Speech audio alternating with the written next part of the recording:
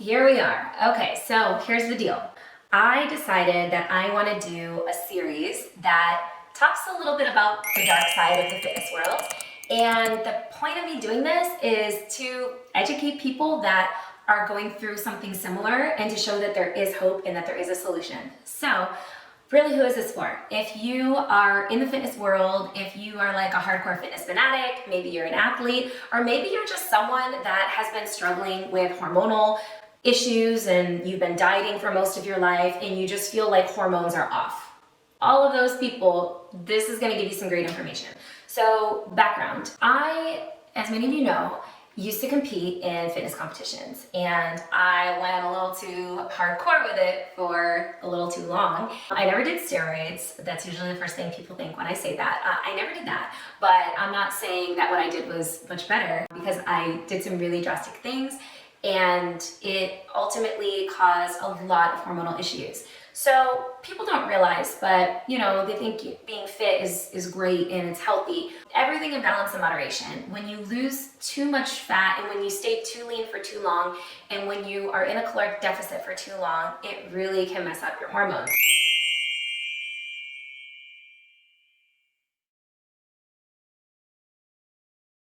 And if the body senses a threat,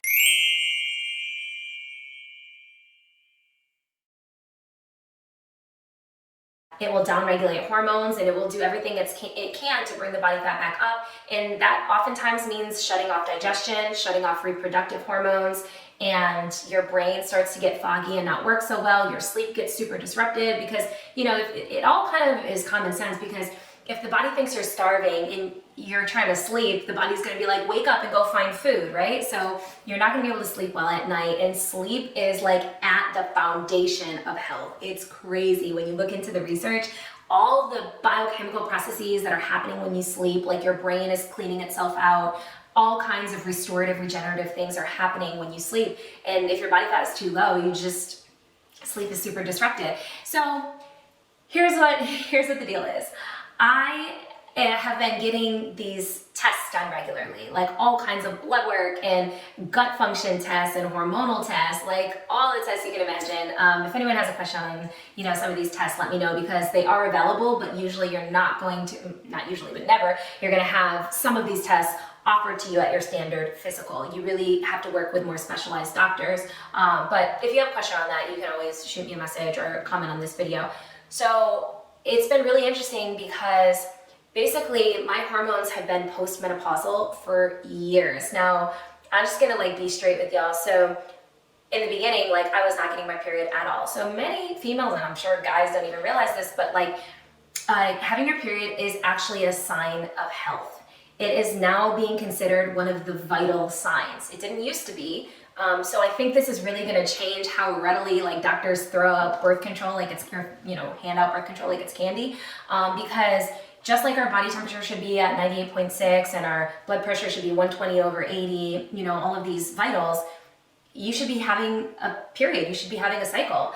And so if you're not having that, then it's a sign that something is off in the body. So I went years without having it, and it was really just from all the intense stuff that I put my body through. So people don't realize that stress on the body is stress on the body.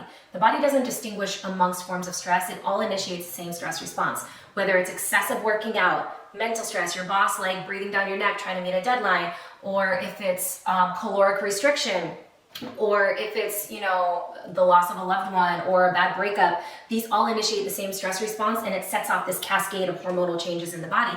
And if you think about it, like if someone jumps up behind you and like screams in your boot, like you get scared, your heart beats faster, like, you know, you feel these actual physical changes happening from an emotion. So if you really think about it, it makes sense. It's just sometimes you gotta stop and think about what you're actually doing. So I went too long working out, too hardcore, like really pushing it. Then, you know, I would train for photo shoots, I would get lean, this and that. And so what's been really interesting is I have really clearly seen through lab work that whenever I work out too much, hormones really tank down. And it's clearly linked to the working out because of the state that my body was in. And also, I was throwing up just about every day, like kind of recently, like this was at the end of 2022.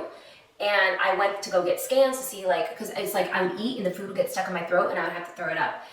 Turns out it was a stress-related thing, and when I stopped working out, totally went away. So, speaking to the digestive capacity, the body cannot digest food properly if the sympathetic nervous system is overactivated. So exercise activates the sympathetic nervous system. Not that exercise is bad, exercise is good, but too much exercise is bad. Too much caloric restriction is bad.